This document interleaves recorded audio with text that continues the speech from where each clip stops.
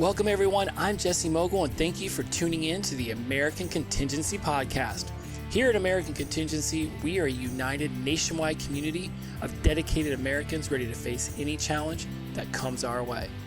Our mission is to inform you by equipping you with the knowledge and training you need to prepare for any human-made or natural disaster. Through your active participation in our community, you'll have the opportunity to grow by learning from others' experiences and sharing your own. Together, we build resilience and strength through shared knowledge and mutual support. And as always, it is an honor and a privilege to have you here. I know we have extremely busy schedules, and when I say it's an honor and a privilege to be on this microphone talking directly to people who are members of American Contingency, want to become members of American Contingency, or are just mildly curious about preparedness, it does mean a lot that you decided to plug me into your ears and listen to the things that I have to say. Now, if you want to go to AmericanContingency.com and click on join, you can learn more about how to become a member of American Contingency. It is absolutely an honor to have you there as well. We don't take our membership lightly, and we work continuously, exhaustingly at times to make sure that we're bringing you all information that is pertinent to the world around us and the situations that we're facing on a day-to-day basis.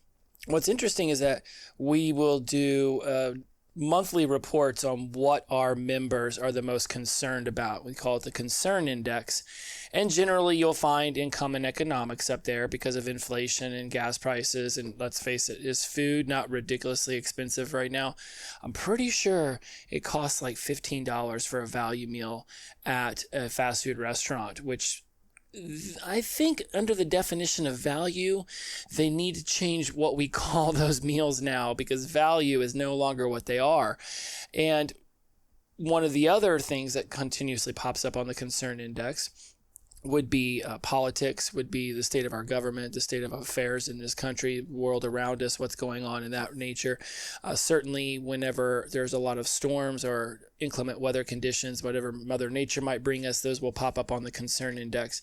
Something that doesn't pop up on the Concern Index, but I think that a lot of you will resonate with this topic once I start to get into it, is the lack of situational awareness around us that seems to be caused by our incessant use of our smartphones. Now, why am I bringing this up? Out of nowhere, I know last episode we talked specifically on how to discuss American Contingency with your friends and your family and your neighbors. We are not leaving that subject behind by any stretch of the imagination, but a couple of things have come up over the last couple of weeks that have really alerted me to the lack of situational awareness that's going on in society today, and then potentially ways that we could start to unify ourselves around this idea that it might be really good if we all just looked up once in a while. There's going to be some of you who are going to think that this is generational and that it's only those who are born after the year 2000, right? We're going to talk about the millennials. I'm not really sure what they call the newer ones. Somebody the other day tried to tell me that they call them like Generation Alpha, which I will reject that through and through because I know what I think of when I think of alpha, and the way some of these kids are constantly sitting in the dark and playing their video games and staring at their phones and barely able to communicate does not create alpha in my mind. But regardless, when we just talk about the newer generation, there is a consistent looking at the phone that's happening. But I see this in Gen Xers and I see this in baby boomers. There's a lot of focus on our devices. And when we're focused on our devices, we're not focused on the surroundings around us. And why do I, again, think that this is such an important topic? Because there's a part of situational awareness that really seeks to emphasize that anticipation of the things that could occur. And I'm pretty sure that's what American Contingency really puts a lot of attention towards, is the preparedness for things that could occur. Well, most of the time, we're not necessarily looking down the face of a tornado or a hurricane, but generally, day to day, our actions outside of our home, even inside of our home, could put us in a spot of bother. really in a bad situation simply because we're not paying attention to the world that's happening around us. In fact, I saw somebody turn around the other day as they were stepping down off of a curb, and they were an elderly person, and they turned around to say something to another person. And I thought in that moment was probably not the best time to turn your attention away from stepping down off of a curb when you're in your 80s. And generally speaking, for most people in that age range, probably not fleet of foot. And so I would have thought maybe paying attention to the stepping down a 6-inch curb would have been where your attention should have been, not turning around saying something to a person who's still talking to you, even though they also should have been aware that this curb walking down thing was getting ready to happen. Now, the person did not fall, but my mind thought about the many times that could have gone sideways. And now what does that person who fell now have to deal with because they have now stumbled, fallen, they're already old, there's potential for brittle bones and for the opportunity for things to be twisted and hurt. Simply if they would just not have turned around, waited till they stepped down, and then turned around and finished their sentence to their friend. So it might seem peculiar that one instance started this entire couple weeks of paying attention to people not being situationally aware. But I come from a generation where I was scolded for not anticipating something that could go wrong, for not looking at the many pathways a particular situation could play itself out, and at least having some level of understanding about what I would need to do in order to get myself out of that situation. Something that comes to mind is my dad back in the day had this really awesome Ford tractor from like the 1940s that he had bought at an auction, had fixed up. We did a lot of repairs on it ourselves, and then he connected a bush hog to it and all the farming tractor equipment that you might need. And he would drive around and he would, bush hog the acreage. He would mow all this land with this. And there was a conversation we once had about how if he were to ever roll over a beehive or something that would cause an immediate need for a response, that this was what we would do. Because oftentimes when he was using the tractor, I was walking near it to help pick up anything that he didn't want to run over, or just to make sure that everything was going well. Again, we were situationally aware, and we understood that it was probably best to have somebody there in case there was a need for a second pair of hands. Or again, I picked up a lot of things that he did not want to run over. Well, one time he ran over a ground swarm, and we got chased by bees down into the lake, and we jumped into the lake and were able to swim out and go underneath the water, and the bees eventually went away. They were definitely pissed, and they were definitely storming the tractor for quite some time. But in case you didn't know this, actually a lot of bees live underground, and they don't live in hives as we're traditionally picturing bees living in, which is why spraying our fields full of pesticides is causing colony collapse. It's actually because, I believe in multiple studies that I read, that we were looking at somewhere between 60 and 80% of beehives actually exist underground, and therefore that's where the toxins go, and that's why we're getting colony collapse disorder, amongst the other many reasons. But a lot of people think, well, I guess they're eating off of poisoned vegetables may not be a good thing, taking it back to the hive, but we're picturing hives in trees all the time when that's not necessarily the case. So enough about bees, although they are extremely important and they make our lunch and we should treat them kindly. Situationally aware, we had already discussed what would happen if he ever ran over a beehive in the ground, and we were able to get out of that entire situation without getting stung. But these were things that my father specifically talked me through, discussed with me, and made sure that we had a plan of action for in case they came about. What I seem to be noticing now is that there's a lack of patience in people to discuss ways that we could become situationally aware, to basically teach what we consider common sense now to other people. Because if you've never seen a street before, it would not be common sense to look both ways before crossing. But certainly now, that is something that I know to do. I'd look both ways before crossing in a parking lot. But I see a lot of people just stepping off of curbs, even older people, not even bothering to look. And I suppose if you want to live in that mindset that if somebody hits me, I'll just sue them, well, that might sound like a really great idea until you realize that a lot of times insurance is capped at a certain price for medical. And yeah, you might be able to sue that individual person. But if you're the one who stepped up off the curb right in front of the vehicle, you may not be you may be considered negligent, and they may not be as culpable for your injuries as you might think. So thinking I will just sue my way, and again, we're AmCon. I don't believe that a lot of us have that kind of mindset, but we might know people who do, thinking that we are just going to sue our way to riches because we stepped off a curb without looking and somebody hit us. Do you really want to play roulette like that with a vehicle? I don't. I would rather not have those people's money and still walk without a limp. That's what I vote for. Other people don't necessarily vote that way. To each his own, but we're AmCon, and I believe that we all got up off the couch for a reason, and that was certainly not to step into traffic without looking both ways before crossing. So today what we're going to discuss is ways that we can bring situational awareness to not only ourselves, there's a very good chance that you'll learn some things here, but also how we might be able to start to teach it and practice it with those of us in our lives who may not necessarily have that level of situational awareness that we do. Because my parents were very patient and were very disciplined in making sure that I paid attention to things. And yes, if I looked both ways before crossing once and then do it the next time, my dad was going to pop me in the back of the head, just like he knocked my hat off my head when I tried to eat it at the dinner table when I was a kid.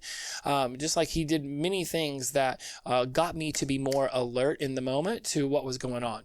Elbows on table, we're not doing that. Smacking, we're definitely not doing that. Wearing a hat to the table, only if you want to take a hand upside the back of your head. Do we have the patience nowadays with the younger generation to show them the things that we believe are common sense? Because they were not common sense to us at some point in our lives. And if we're not running our kids or our teenagers or just friends who somehow did not pick this up along the way, probably because somebody didn't specifically make them focus on it and repeat it a couple different times, then we're going to be surrounding ourselves with people who are not situationally aware, which can cause us anxiety or stress or just an annoyance. And in worst case scenarios could really put their lives in a spot of pain that we might then need to help them recover from, when there is the potential that a little bit new information in their lives could help them alleviate putting themselves into a situation that might cause, travesty and damage and really, in some cases, it could cost them their life. And I think we want to start bringing some situational awareness into our regular understanding of how it is that we're discussing with people. So I've done a fair amount of research on this, and now we're going to dive into why I think this is important, what we're going to be able to take from this, and how you can go about bringing this into not just your life, but into anybody else's life, because you're going to notice where people just seem like they have no comprehension, no observational skills of what's going on around them. And that actually could put your life in danger or put you into a lot of serious states of annoyance that could be, again, alleviated simply by just discussing with someone why this is important and why you've been learning it and doing it for so long. So let's start at the top and understand what situational awareness is. First, we would just want to understand that it's that ability to recognize, to observe, to specifically be able to anticipate things that are going on around us.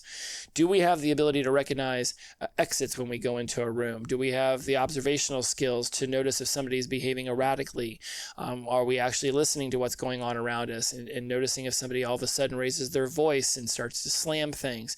Are we anticipating potential threats or changes in our environment that we need to key in on? It's important to do this because of the safety, of the preparedness. And when we begin to bring this into not only our lives, but the lives of other people, it's really like a light bulb goes off, and all of a sudden they start to see things that were not previously there to them. And the brain does that. It goes into this sort of tranced out state where the unconscious mind is maintaining some level of situational awareness, because it's not going to, a bear is not going to sneak up behind you. If you hear the rumbling of a truck, you're probably going to look up.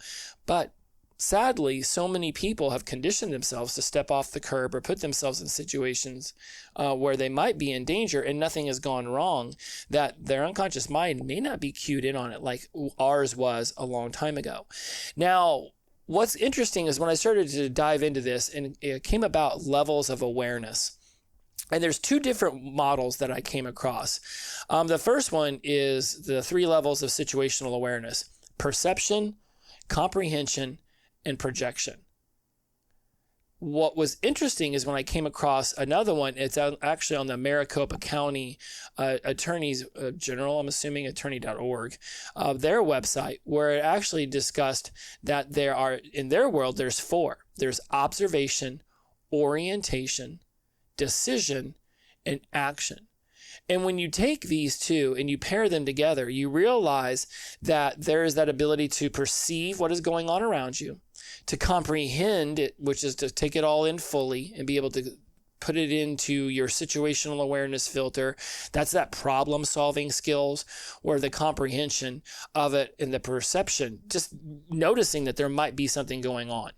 Then there's that comprehension where we're fully taking in the environment around us, and we're noticing how many people there are, where the exits are, or where there might be a barrier or a block in the sidewalk, where there might be cracks that people could potentially stumble on. All of these things in our awareness around our environment become that comprehension.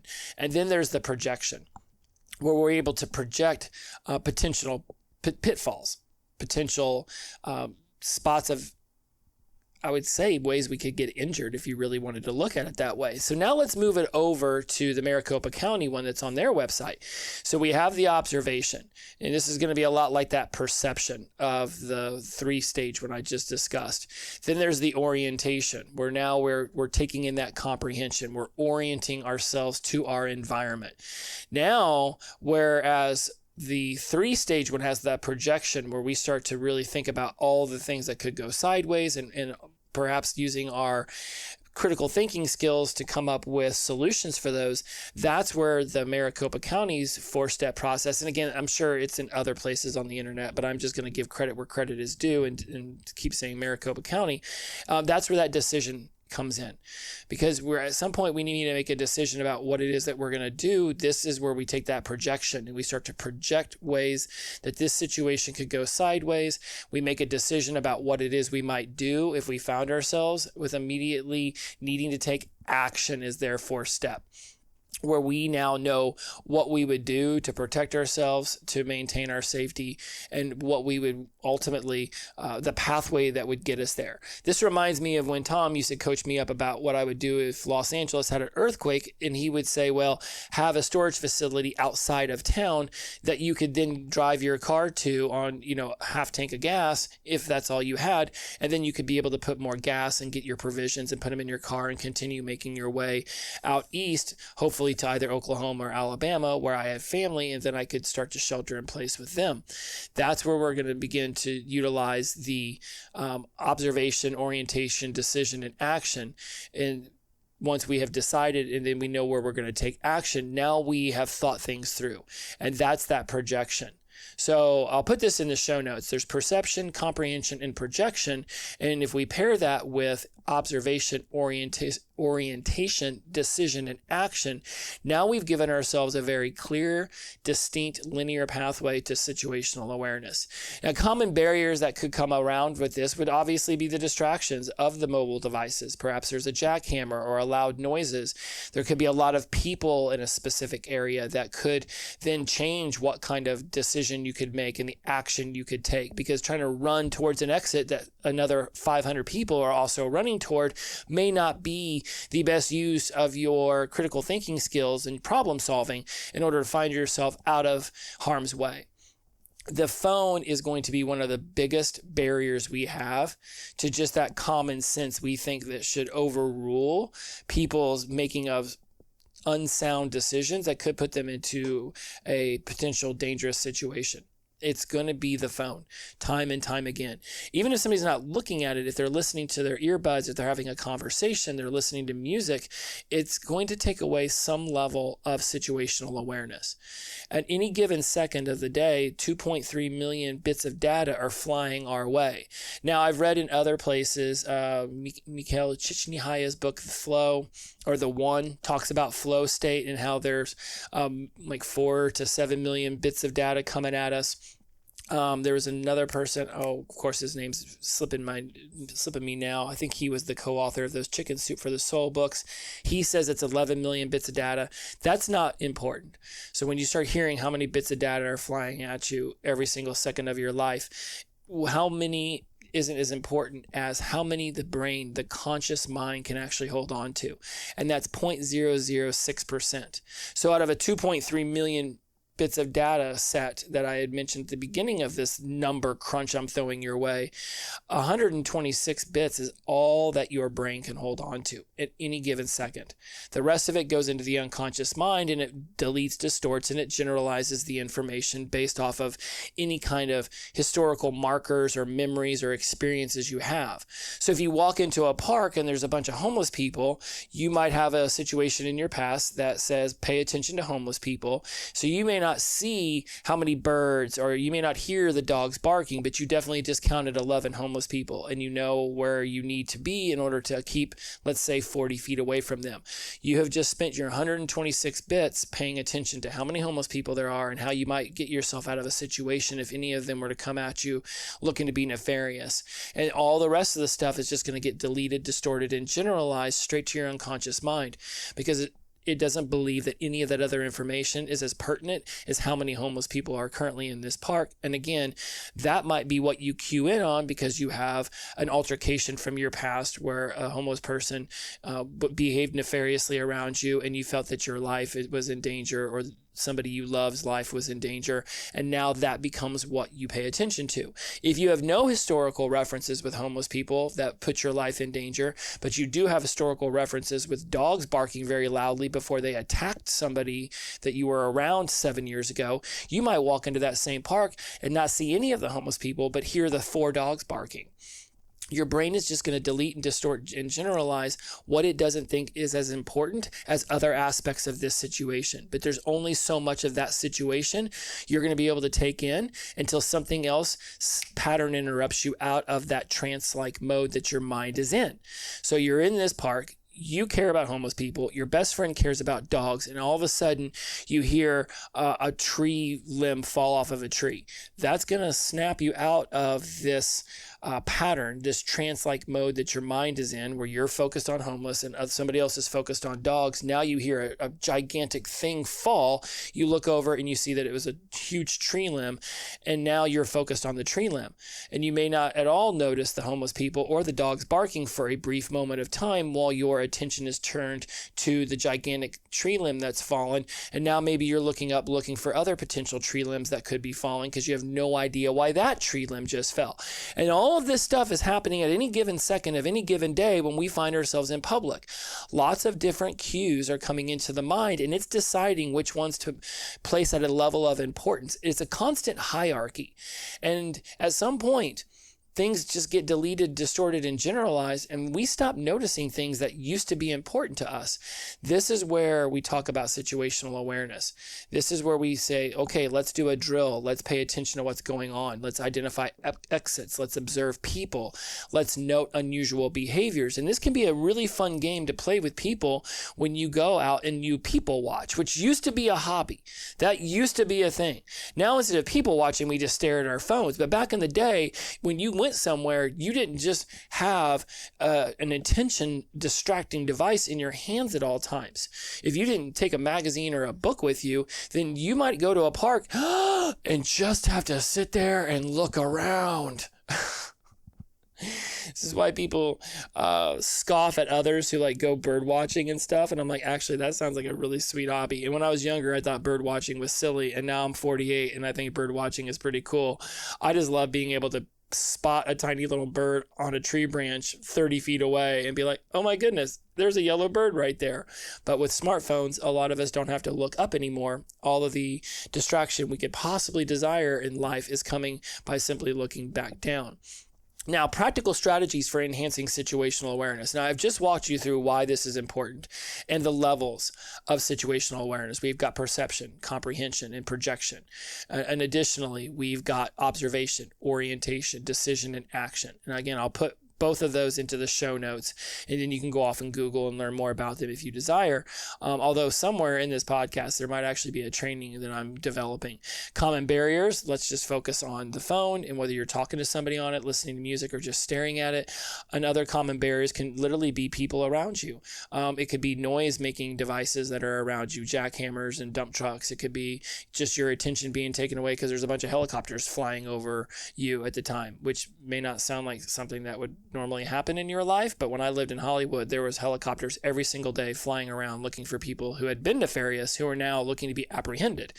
So we want to develop our mindfulness simply by pausing and observing the environment around us. And what can we do when we do those pauses? We can start identifying exits. We can start observing people and noting unusual behavior. We want to be able to regularly assess and improve our awareness levels, and we do this by stopping and paying attention to what's going on around us. There's also the 5, 4, 3, 2, 1 method, where we might look for 5 things that we can see, 4 things that we can hear, 3 things that we can touch, 2 things that we can smell, 1 thing that we can taste. 5, 4, 3, 2, 1 is something that I use with a lot of my clients because I am a counselor in training and I do a lot of addiction recovery and business and life coaching. And part of my coaching process is noticing how situationally aware people are. What are their observational skills, not just in their own life, but within the lives of the people in their own home or at school or at work or any of these places that they could show up and say, man, this one thing in my life is really going sideways, and it brings me a lot of anxiety and stress and discombobulation. I teach them the 5, 4, 3, 2, 1, which is just taking your 5 senses, touch, taste, sight, sound, and smell, and then sliding them into the 5, 4, 3, 2, 1 model. So if you're at a restaurant and you're eating, you might want to do 5 things that you taste, 4 things that you smell, 3 things that you feel, 1 thing you hear, and 2 things that you see. You can put your senses anywhere in the 5, 4, 3, 2, 1 that you desire. What's key is that you do it and that you actually notice the 5 things that you touch, taste, sight, sound, smell, 4, 3, 2, 1. And when you do this, it can calm you down and it gives you a better feeling of your situation, of your environment. And a lot of the anxiety we have is because we are lacking some level of observation or orientation, which again, going back up to the 3-step process, is just that perception and comprehension. When we slow ourselves down and don't allow our mind to be tranced out and instead begin to expand our field of vision, we notice a lot more. It can lower our anxiety and stress because now our mind can experience what's actually happening around us, and it's through that observation that it's then able to make decisions that can lead us to action. So, practical strategies for enhancing your situational awareness could be reducing your phone distractions. Are there times where you literally just put it on Do Not Disturb, don't listen to music, don't answer text messages, just simply be, just exist? So I want you to develop your observation skills. So you can scan your environment. You can notice details about people and places that you're literally at. How many people are wearing red shoes? How many people are wearing purple shirts? How many different sounds do you hear from different birds? How many dogs can you spot? What color are most of the dogs? Any of this stuff. How many cars are parked along the line at the park? I'll keep going back to parks because it just seems like something my brain wants to do. But I'm encouraging you to make these mental notes about your surroundings to build your awareness. It might seem silly in the moment to know that there's 4 people wearing red shoes. And yes, is that necessarily going to dictate that any of those people are going to be nefarious around you? No, but it's your ability to spot out similarities and differences in your environment that could be the key to you seeing something you really need to see when others might simply overlook it.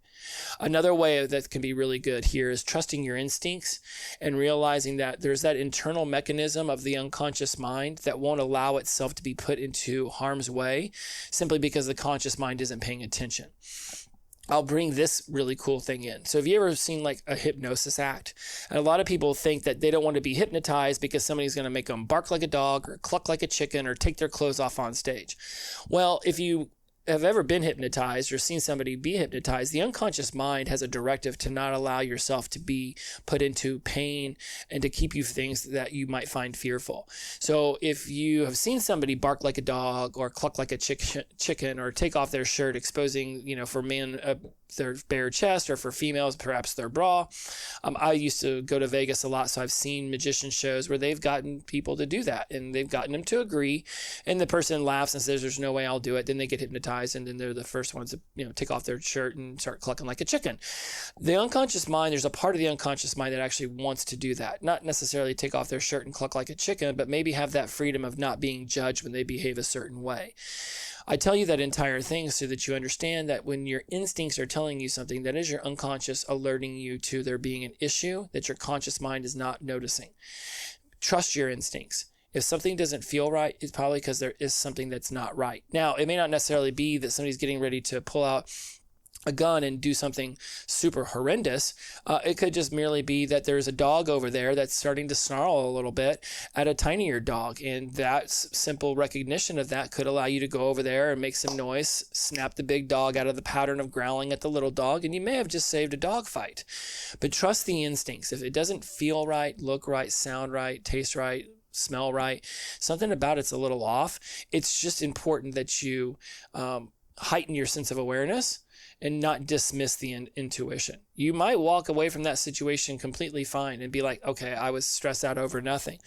Or because you were stressed out, you actually changed the entire scenario and it didn't play out the way that it would have previously had you not had your situational awareness turned up. We don't really know. It's like when we do something well and nobody gets hurt. We don't know, had we done one little thing 1 degree different, that other people would have gotten hurt, because we can only live in the here and now of reality.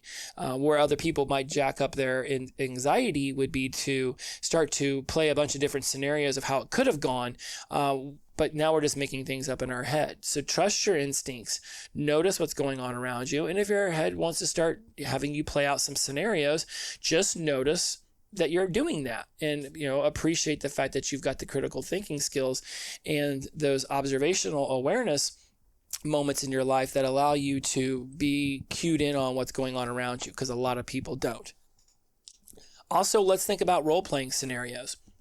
Going back to my dad role-playing what might happen if we drive the tractor over a ground hive, it was really important that we did that, because in that scenario, when it happened, I do remember very distinctly initially taking a couple steps towards the house and wanting to run inside, but the house was much further away than the lake.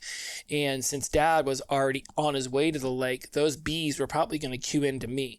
He was much taller and stronger and faster than me, so he was already well on his directive. Go to the lake, Jesse, go to the lake. So my 2 steps turned into 2 steps away from the solution he had already presented and towards something that was probably not of the best ideas. I did make it to the lake while bees were still around me, and I was, boy, was I hustling, but we role played that and we discussed it. And this might be where we're missing some of that attention to detail that was so prevalent in our childhoods back in the 60s, 70s, 80s, and 90s, is that there was a patience level that our parents displayed to us. I hope that your parents displayed some level of this patience. If not, I hope it was a grandparent or a friend or somebody that you took on as a mentor and you listened to. So I can't make a generalization that you all had parents who hammered this stuff home to you, but certainly I hope somebody did. And it was in that patience, it was in those decisions of them to talk things through, for them to make sure I looked both ways before crossing, to make sure that I didn't talk to strangers, to make sure that if I got lost in the mall, this right here is the information booth. If you go there, they have access to the microphone that can announce to the entire shopping mall that this is where you're at. So come here if you were to get lost. Do not leave the mall with anybody else. If somebody approaches you, then, say that where you're going and, run away from them and head straight to the nearest security guard, or go up to, my mom was so thorough at this. She's like, at the very least, just go into the nearest store and go up to the person who's operating the cash register or has a name tag on and tell them that you're lost and you need help and that there's somebody that you don't know that's following you. Like, there was a patience that was going on then that I'm a little concerned isn't happening now, because we are in a go, fast information overload society where we just think everybody should know everything. And if you don't know it, then Google it. Well, problem with Google is that we're handing over the raising of our children and those who don't know things to complete strangers who may not necessarily have their best interest at heart or even know what the hell they're talking about. Like even me, I talk about a lot of things, but I also encourage you to do some level of research on your own if you question any of the things I say, or you want to know more about the things that I say. Because I did enough research on this that I could have turned it into an hour-long episode, but I try not to do that because I'm already coming up and past 35 minutes. So I'll roll it up on this, that the role-playing of scenarios and the discussing with people of what they should do is extremely important. When you utilize your environmental cues, the noise levels, the changing of a bunch of people's behavior. Like if you're hanging out in a park and everyone's just chilling and then all of a sudden like 20 people start to sprint one way, it might behoove you to figure out why they're sprinting. Now, if they're all wearing runner's bibs and you heard, one of those air gun things go off, then it might be pretty safe to assume that they are all part of a gathering of people who run for fun. Otherwise, if it's just a bunch of people dressed normally and they all start to sprint, you should definitely pay attention to why the heck they're sprinting. There's cues happening all around us, but are we monitoring those? One of the things that one of my clients does, she coaches parents on how to raise their kids more like we used to be raised and less like we are currently raising children. And she does this thing where she plays a game called restaurant or airport or shopping mall or dentist office, where she role plays with her kids how she wants them to behave when they're in these certain scenarios. And she turns it into a game. Hey kids, let's play restaurant. And she'll get all the kids to come sit at the table and act like they're in a restaurant. And this is where she teaches them manners about not having their elbows on the table, not smacking, asking for something to be passed to them, not getting up and running around the table and yelling and screaming. This is where she teaches them that when you're in a restaurant, you don't act like you're at a picnic at a birthday party on a Saturday afternoon. That we're in a restaurant and getting up from the chairs and running around and screaming and making a whole bunch of noise is not socially appropriate. Just like going to an airport. Now they all know to hold each other's hands. They all know to hold onto their suitcases and not walk away from them. They know that if they want to go to the bathroom, that they have to notify somebody. She's teaching them how to be situationally aware in circumstances that these kids don't have a lot of previous history with. So whether it's the shopping mall or the airport or the dentist office or a restaurant, she's teaching them how to behave in these different scenarios, and she's turning it into a game where there's a point system that doesn't really amount to anything. It's not like at the end of it she's giving them a bunch of gifts like, congratulations, you just picked the right number, you're the next contestant and the price is right. No, you win having the most points at this particular moment in this particular game. And when we go out to eat and you behave correctly, maybe there'll be a dessert left over for you, but there's definitely won't be you sitting in a chair staring at a corner for an hour because you and your brother and sister decided to run around the table and scream like a bunch of wild you-bangies. So one of the coolest things that I learned from her describing this situation to me was just the patience it takes for her to sit down with her kids and walk them through these different scenarios so that when she goes somewhere, they understand that this is what we're doing right now. We're not acting like we're at home in the backyard having fun after school. Right now, we're in a restaurant or the dentist office and we sit here and we're quiet and we whisper. And that's the game, and they follow through with it. So getting you out of here on this, the family awareness routines. Are you teaching your kids practicing emergency drills? Maybe teaching them the restaurant game or the dentist game. Are you offering them opportunities to explain to you how they perceive their surroundings? What is it that they comprehend? Are you teaching them observation skills, how to orient themselves, north, south, east, west, right? I mean, most kids should understand that if it's 5 p.m, the direction the sun is setting is west. They should know that. And so this could allow them to help orient themselves, not because at 7 years old, they need to know what, north, south, east, and west are, as much as in the future, it's going to be super beneficial for them to have some level of understanding the compass rose. And this is stuff that you could be teaching them at a young age. Are you developing screen-free zones and times, especially whenever you're out and about? Or is everybody staring at their phone while you're walking down a sidewalk? Are you looking at your phone? one of the key things that I teach people and that I do myself is that if I'm going to be walking in public and I'm going to be looking at my phone, that instead of walking down the sidewalk looking down, I step out of the flow of traffic and up against a wall or a window of a store, and then I do what I've got to do on my phone, and then I can put it in my pocket and go back to being situationally aware of walking on sidewalk. Doesn't mean I'm not listening to music, right? Doesn't mean I don't have some sort of auditory thing happening with the phone, but I'm definitely not going to stop in the middle of everybody else trying to walk around so that I can send a text message. I don't want to get bumped into. I don't want to cause somebody else to fall down simply because they were also looking at their phones and not paying attention. So you can be teaching screen-free zones and times and observational skills, and you can be not only talking the talk, but walk the walk. And whenever you've got to send a text message and you're walking with the kids, that you say, hey, okay, everybody, we need to step up against this building. I've got to send this text message real fast, and then we can continue on. And now they see you doing it, and they're more likely to mimic your behaviors versus you telling them not to get on their phone while they're walking, and then you're over here getting on your phone and you try to justify it that, well, mommy or daddy is working right now. I have to do this for work. Well, now all they hear is that you're justifying a behavior you told them not to do. And no matter how obvious to you that justification actually makes rational sense, kids are really good at observing, but they're not so good at making meanings out of things. So they're seeing what's going on around until you hand them a phone. Then they stop observing anything other than the phone.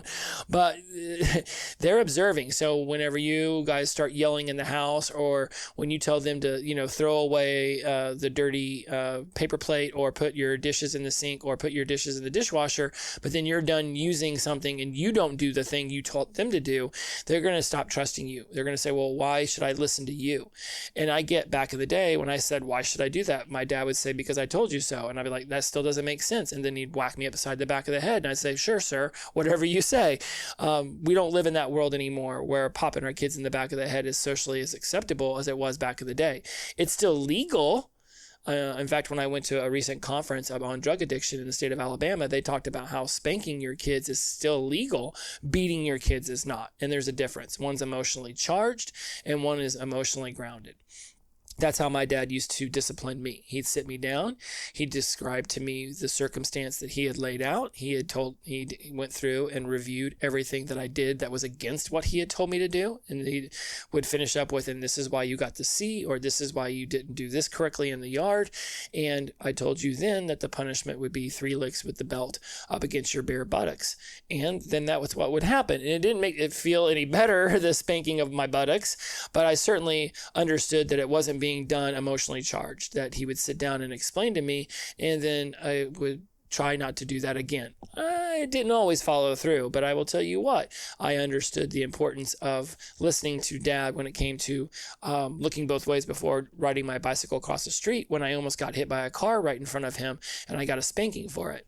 I always looked both ways before crossing, and again, I still do it so religiously, if you will, that it's almost obnoxious how often I'm looking left and right whenever I'm crossing a street, because looking once or twice isn't enough. Cars go much faster than people walk. So I want you to be encouraging observational skills in your children, these screen-free zones and times. By no means am I saying that you need to bring corporal punishment into your life. I will say a lot of things. I neither expect you to believe them all or follow them all, nor reject them all, nor not believe any of them. I believe that you need to make your own decisions simply by listening to me recount a story of disciplinary action that I went through whenever I was a child of the 80s. Doesn't necessarily mean I'm saying to do that now or not do that. You will make your own decisions, and that's what comes down to you deciding to lead by example. I want you to emphasize that modeling your parenting skills off of somebody else's may not necessarily work for you in your house with the kind of values and morals and ethics that you are teaching your kids. You need to decide how it is that you want to be a parent and raise. You need to decide how good of a friend you want to be to other people when you decide to point out something that they may not be as situationally aware of as you. We want to encourage outdoor activities. We want to encourage people to go out and enjoy the life that is available to us outside of our own homes. But if people get a lot of anxiety and stress whenever they get into public spaces because they can't control every single factor, and that there's going to be, infinite variables and anomalies that could happen that could cause somebody to be found in a spot of bother, we can begin to alleviate that stress and anxiety that people might feel when they go out into public spaces by by teaching them ways to be more situationally aware. And I cannot stress enough, whether it's through perception, comprehension, and projection, or whether it's just through observation, orientation, decision, and action making, and taking that, just having the patience to bring this up to the people that you love, to the people that you notice could potentially need this skill. It's as simple as simply saying to somebody, hey, can I make a suggestion? Maybe when you cross the street, you look both ways before crossing and you don't slow down in the crosswalk, because as much as you might think that those cars should be paying attention to you, it doesn't mean that they're not also looking at their phone. And do you really want to go toe to toe with a 3,000-pound vehicle? Because you're going to lose that battle every time. I cannot stress enough how much I really do mean for these podcasts to just be 30 minutes, but then I go off on these little tangents. When you're ready to prepare, grow, and share through American Contingency, you can find us at americancontingency.com. Go to the Join tab, learn more about us, check out some of the blogs that I write, check out some of the blogs the other members write. There's a ton of information that's available on our site. There's a plethora of information that's available on the back end for the members only. Maybe in future episodes, I won't give a time limit on these things. And I maybe spent a little too much at the very beginning discussing all the different ways that we inform, prepare, and help you grow. It's in these conversations, it's in these moments when you take time to gather up new information, to question yourself and whether you are as situationally aware, whether you are as prepared as you possibly can be. We're not looking for you to say that you're bad at preparation or that you're not doing good enough. Those are judgment words. I don't have any time for that stuff. I want you to draw into your own awareness where you could be better prepared, where you could be more patient with people, where you could become more situationally aware. And then I want you to adopt these strategies. I just want you to be paying attention to what is happening around you. Because whether it's going to be through perception, comprehension, and projection, or whether it's going to be through observation, orientation, decision, and action, it doesn't matter which of these models you use. It doesn't matter if you come up with your own model. What matters is that there's a desire to pay more attention, to take in our surroundings, and to help others who aren't doing it as well as we would hope that they could, would, and should, and guiding them to a better place. Because the last thing I would want to find out is that somebody did something that I think was common sense. And then when I go to ask them about it, they're like, yeah, nobody ever told me that. Common sense became common sense because a lot of people repeated it to us countless times. Maybe it's not that common sense doesn't exist anymore. Maybe it's that the patience to teach people common sense doesn't exist anymore.